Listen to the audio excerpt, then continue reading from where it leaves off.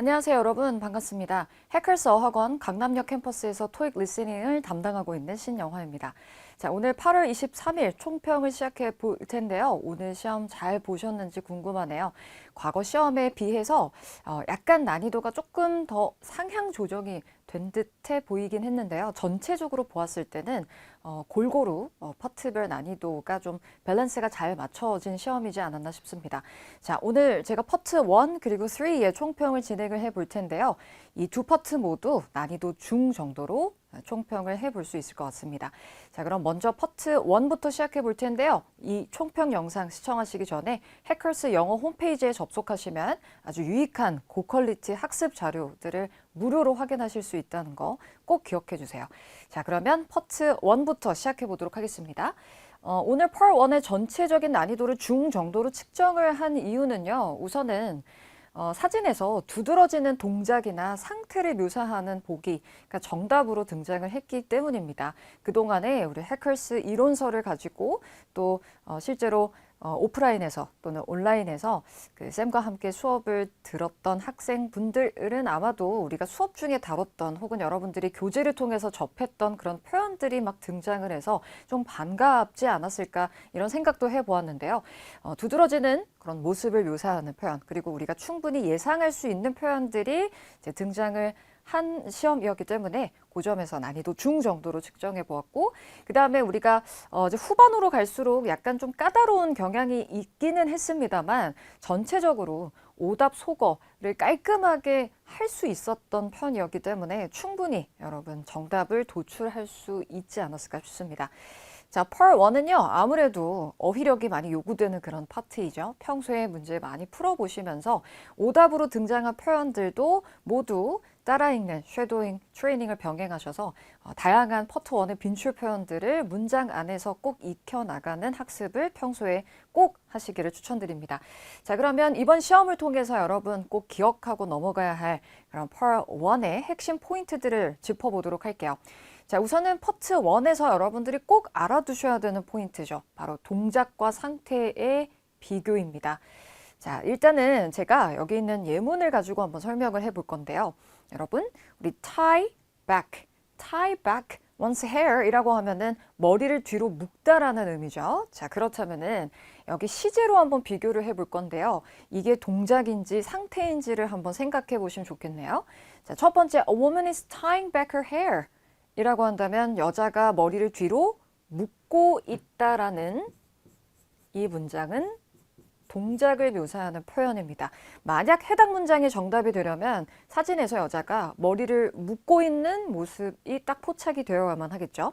반면에 has tied back her hair 이렇게 완료라는 시제를 사용을 해서 묘사한다면은 여러분 파트 1에서 이 현재 완료라는 시제 비중이 상당히 크죠.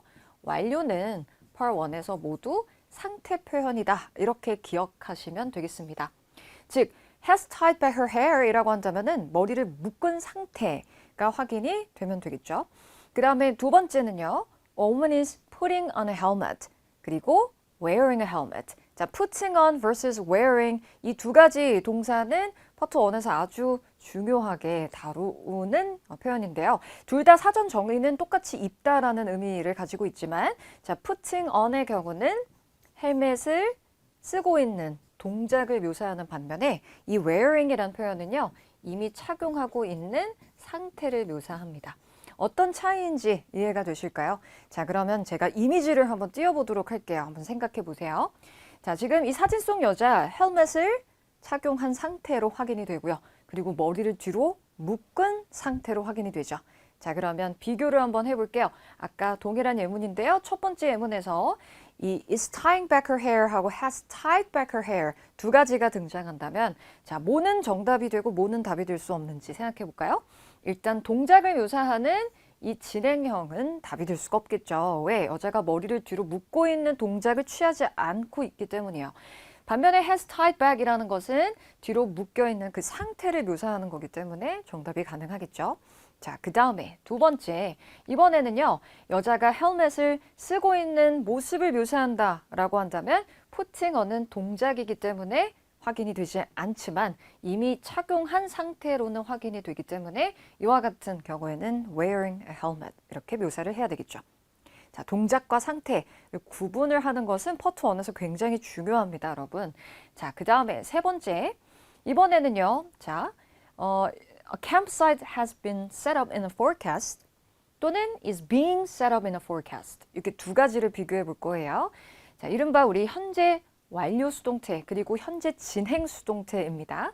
자, 우선 여러분 campsite 야영지가 has been set up 설치가 되어 있는 상태를 묘사하는 것이 앞서 이야기했듯이 여러분 완료라는 시제는요. 파트 1에선 다 상태 표현이다 이렇게 정리해 두시면 됩니다. 자, 반면에 우리 현재 진행 수동태라고 하죠. 비빙 PP라고도 부르는 이 is being set up의 경우는요. 자, campsite가 해석이 어떻게 돼요? 설치가 되어지고 있다.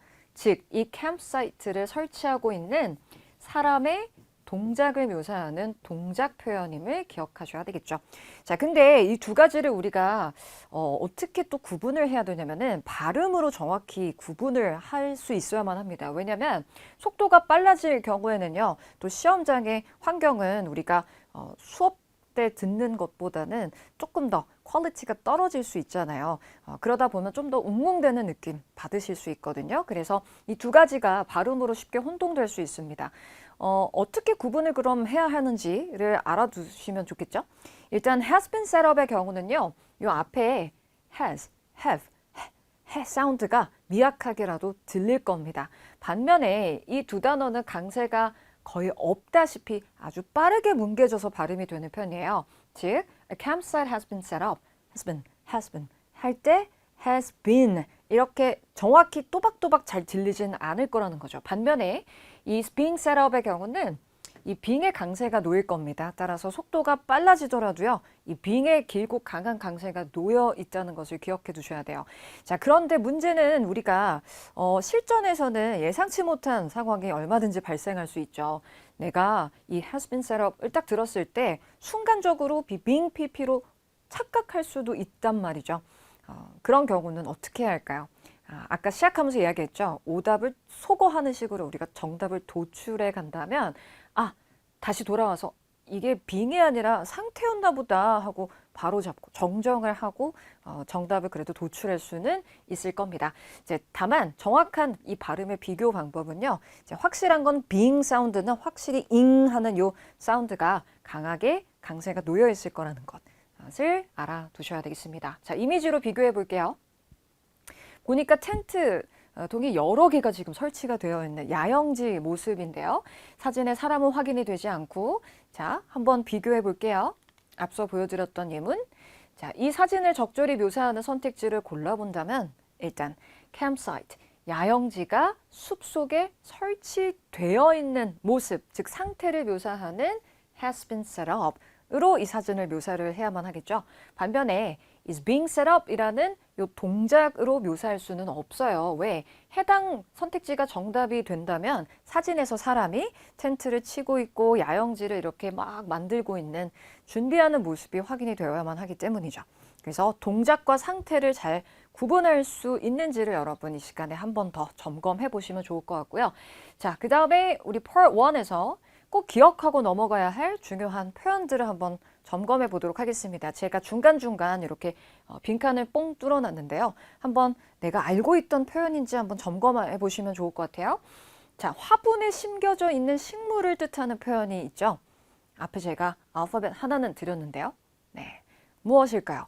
바로 potted plant입니다. 자, 발음이 미국 성우가 읽는다면 이 T 발음이 좀 굴려질 수도 있어요. 그러면 potted plant. potted 이렇게 들릴 거고요. 만약에 영국이나 호주식이라면은 potted 굴려 읽지 않을 거고 뒤에 A는 또 자음 사이에서 R로 발음이 되겠죠. 그러면 potted plant 이렇게 발음이 될 거고요. 화분 식물이 찍혀 있다. 그러면 반드시 미리 떠올려 두어야만 하는 아주 중요한 빈줄 표현이 되겠습니다. 그 다음에 기둥을 뜻하는 표현인데요. P로 시작하는 기둥에는 어떤 게 있을까요? 사실 굉장히 많습니다. 일단 여러분 혹시 포스트라는 표현 들어보셨나요? 포스트는 뜻이 많아요. 우리가 포스트란 표현은 파트 3나 4에서는 게시하다. 사람들이 잘 볼 수 있도록 어딘가에 붙이다, 올리다, 게시하다의 의미로 많이 쓰이지만 명사로 기둥을 뜻하기도 합니다. 특히 파트 1에서는요. 근데 이때 또 기둥을 뜻하는 다양한 동의어들이 있거든요. 우리 기둥을 pole 이렇게 묘사하는 경우들도 있고요. 그리고 또 P로 시작하는 단어네요. 바로 pillar이라는 표현이 또 있습니다. 하나 더 이번에는 C로 시작하는 단어인데요. column, 건축물 사진에서 또 많이 등장하는 표현이 바로 column이에요. 그래서 기둥을 뜻하는 이 표현들 같이 정리해 두시면 좋겠고 그 다음에 야영지라는 의미의 campsite 또는 campground. 근데 이때 P는 거의 잘 안 들릴 거라는 거예요. campsite가 아니고요. campsite, campground. P는 잘 들리지 않을 거고 그 다음에 doorway는 우리 출입구를 뜻하죠. 만약에 사진에 doorway가 등장한다면은 일단 여러분 문을 확인해 주시면 되겠죠. 그리고 5번째 우리 미술품을 뜻하는 이 artwork는요. 뭐 그림, 즉 회화나 조각이나 이런 걸 다 포함하는 표현이라고 보시면 됩니다. 사진에서 만약에 그림이 딱 보이잖아요. 그러면 그 그림을 페인팅이라고도 할 수 있지만 artwork라고 할 수 있죠. 네, 우리말로 아트워크 이렇게 읽어주시면 안 돼요. 그렇죠? artwork. 이때 T 역시 잘 발음이 들리지 않을 거예요. 그냥 artwork. 그 다음에 6번째는요. 우리 어디에서 걸어 나오다. 발동작과 관련한 표현이죠. 바로 step이라는 동사가 있는데 우리가 어디에서 걸어 나오다라고 할 때는 뒤에 step out of 라는 표현을 붙입니다. 만약에 step out of a car 뒤에 a car가 붙어 있다면은 차에서 내리다의 의미로 해석을 해주시면 되겠죠. 그래서 만약에 이 동작이 사진에서 확인이 된다면 사진에서 일단 사람이 차에서 이렇게 발을 바깥으로 빼서 내리고 있는 모습이 딱 찍혀 있어야만 가능합니다. 그 다음에 7번째 줄지어 있다 할 때 우리 be lined up 이라는 표현 너무 많이 나오는 표현이죠, 여러분. 그리고 우리 8번째 진열 혹은 전시 중이다 라고 할 때요. 우리가 보통은 동사 display를 많이 떠올릴 거예요. 그런데 이 display는요. 명사로도 쓰이죠. 명사로 쓰이는 경우에 be on display 이란 표현 같이 기억해 두세요. 진열 중인 상태를 묘사하면서 on display라고 할 수 있고 이때 display는 이제 명사로 사용이 되는 거죠. 자, 그 다음에 face라는 동사는 얼굴을 어느 쪽으로 향하다라는 의미를 가지고 있습니다. 주어로 사람을 취할 수도 있지만요. 사물이 주어 자리에 위치할 수도 있죠. 그렇죠? 예를 들어서 의자들이 창문을 향해 있다라고 한다면 의자의 앞면이 창문을 향해 이렇게 놓여져 있는 모습을 생각해 볼 수가 있겠죠. 혹은 어느 쪽을 향하다, 마주보다 이렇게 해석이 되는 face까지 잘 정리해 두시면 되겠습니다. 자, 파트 1에 나오는 이런 빈출 표현들은요. 계속해서 꾸준히 반복적으로 출제가 되는 그런 표현들이니까요. 여러분들이 파트 1 리뷰를 하실 때 앞서 이야기했듯이 오답으로 등장했던 표현일지라도 시험에서는 얼마든지 정답이 될 수도 있는 표현들이 될 수도 있겠구나라고 생각하시고 문장들을 반드시 한 2차례 정도 쉐도잉 할 때 따라 읽고 넘어가 주시는 게 도움이 많이 되실 거예요. 자, 그러면 파트 1 다 잘 맞췄기를 바라고요. 파트 3로 넘어가겠습니다. 자, 오늘 시험의 파트 3 역시 제가 난이도 중으로 측정을 해 보았는데 중이라고요? 이렇게 생각하는 분들도 계실 거예요. 저한테는 상이었는데요 할 수도 있겠죠. 개개인의 기초 실력에 따라서 체감 난이도가 달라질 수밖에 없습니다. 근데 쌤이 이렇게 중이라고 측정을 한 이유는요. 일단 이전 시험들을 이전 시험들과 비교를 했을 때 상대적으로는 난이도 중 정도다라고 하는 거예요. 우리가 과거 시험에서는 파트 3가 조금 까다롭게 나왔던 달도 꽤나 많기 때문에 그 까다로웠던 난이도를 기준으로 생각해 본다면 오늘 시험은 그렇게 까다로운 편은 아니었다. 그래서 중이라고 한 겁니다. 안녕하세요. 해커스 학원 강남 캠퍼스에서 토익 LC를 담당하고 있는 리암입니다. 자, 오늘 8월 23일 토익 총평 Part 2와 4 보도록 하겠습니다. 더 많은 토익 시험 자료와 강의를 원하시면 해커스 토익 웹사이트를 확인해 주세요. 자, 먼저 8월 23일 LC 난이도를 보면요. Part 2와 4 중이라고 할 수 있습니다. Part 2는 중상, 그리고 Part 4는 중입니다. 자, 먼저 Part 2부터 보면요. 중상이라고 제가 말씀드렸는데 초반부에서는 직관적인 직접 응답이 나와서 비교적 평이한 난이도를 이루고 있었는데 우리 중후반부부터 우회적 또는 간접 응답이 많이 등장하면서 조금 난이도가 올라갔습니다. 그리고 마지막 부분에서 반문이나 회피형 응답들이 등장하면서 또 우리 최종적으로 중상이라는 난이도를 기록했습니다. 파트 2 구성을 한번 볼 건데요. 왼쪽에 보시면 유형을 우리 의문사 의문문과 비의문사 의문문들이 있는데 비의문사 의문문 중에서 종류가 조금 많아가지고 제가 세 가지로 나눴습니다. 그래서 첫 번째는 비의문사 의문문, 일반 부정 부가 의문문, 그리고 제한문 이렇게 네 가지고요. 그 아래 평서문과 선택 의문문이 있습니다. 자, 의문사 의문문은 총 14개로 50%가 조금 넘는 수치죠. 그래서 일반적인 의문사 의문문 개수라고 할 수 있고요. 그 다음에 우리 비의문사 의문문 7개, 그리고 평서문 3개, 선택 의문문 1개가 출제되었습니다. 자, 먼저 우리 Part 2 핵심 문항 볼 건데요. 우회적 응답 보도록 하겠습니다. 질문이 Where did you get that briefcase? 그래서 briefcase, 서류 가방이죠. 서류 가방을 어디서 구매하였느냐, 구매 출처를 묻고 있습니다. 그래서 첫 번째 단어가 중요하죠. where이라고 했습니다. 그래서 어디라는 말이 나왔기 때문에 일반적으로 떠올리는 거는 위치, 장소 등을 나타내는 전치사들이 떠오릅니다. at 같은 것들도 있겠고요.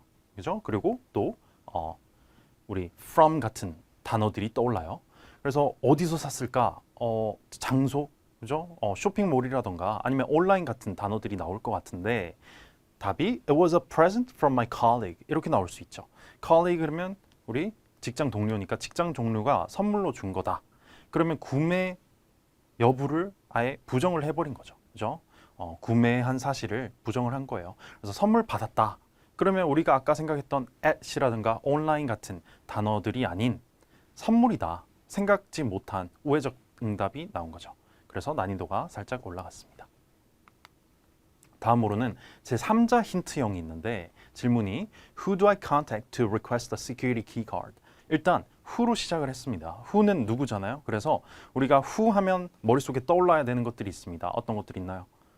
사람, 부서, 회사 또는 I, we, you 같은 단어들로 응답을 하는 것이 일반적입니다.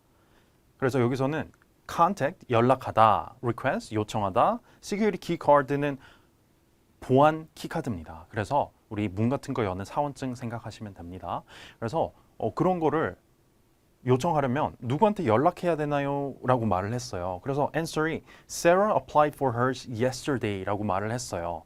자, 이 부분에서 조금 흥미로운 거는 Sarah가 나왔죠? who라고 했을 때 사람 이름 나오는 거는 굉장히 일반적인 응답이죠. 그런데 문제가 있죠. 자, Sarah가 어제 그녀의 security key card를 신청했다라고 말을 했어요. 이거는 뭡니까, 여러분? Sarah가 발급해 주는 것이 아니라 Sarah의 경험을 알려주신 것이죠. 그래서 경험을 가지고 있으니 그녀에게 물어보면 누구에게 요청해야 될지 알고 있을 것이라고 힌트를 주고 있다는 거예요. 그래서 일반적인 who 질문과 조금 다른 응답이 나왔다고 볼 수 있죠. 그래서 우리가 이런 거를 우리 제3자 힌트형이라고 할 수 있습니다. 자, 다음으로는 회피형 응답입니다. 자, How do I submit an equipment maintenance request? 그래서 우리 how가 나오면 뭐가 떠올라야 되나요? 방법, 상태, 여러 가지가 있습니다. 그래서 일단 여기서는 How do I submit?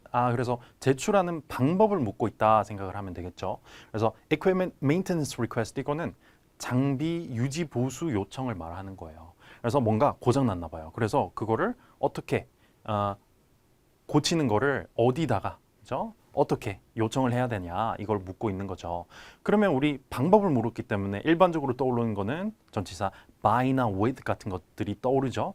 수단, 방법 등을 말하는 단어죠. 그래서 보니까 I've never experienced any machine breakdown so far 이라고 말을 했어요.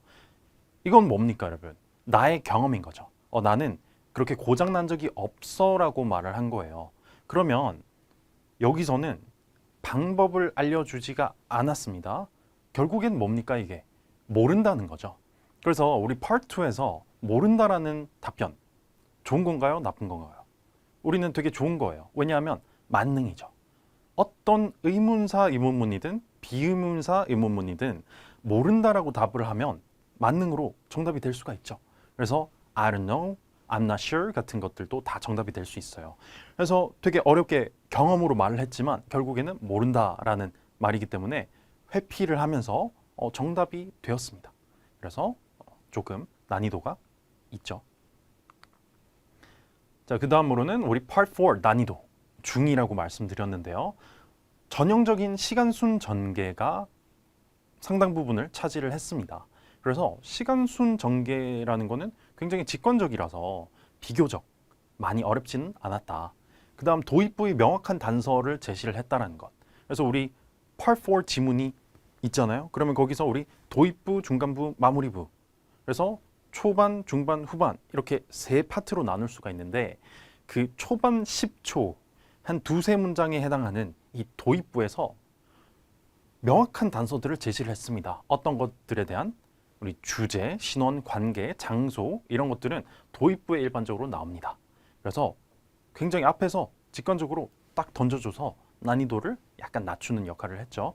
그 다음에 인과관계 기반의 의도 파악이라고 했는데 우리가 많이 어려워하시는 게 의도 및 추론 문제들이죠.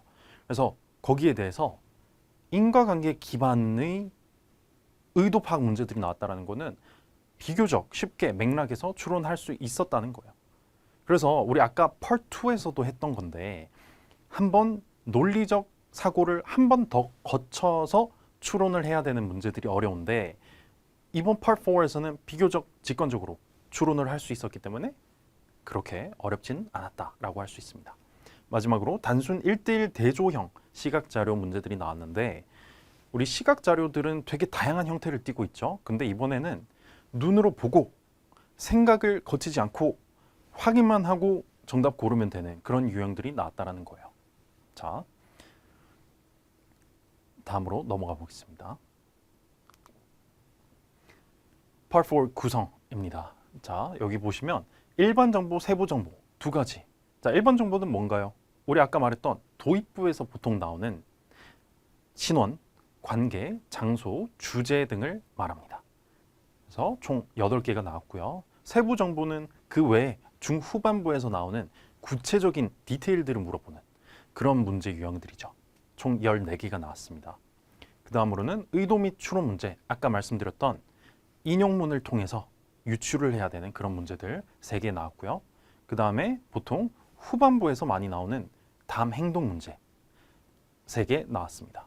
마지막으로 시각자료 문제 총 2개가 나왔습니다.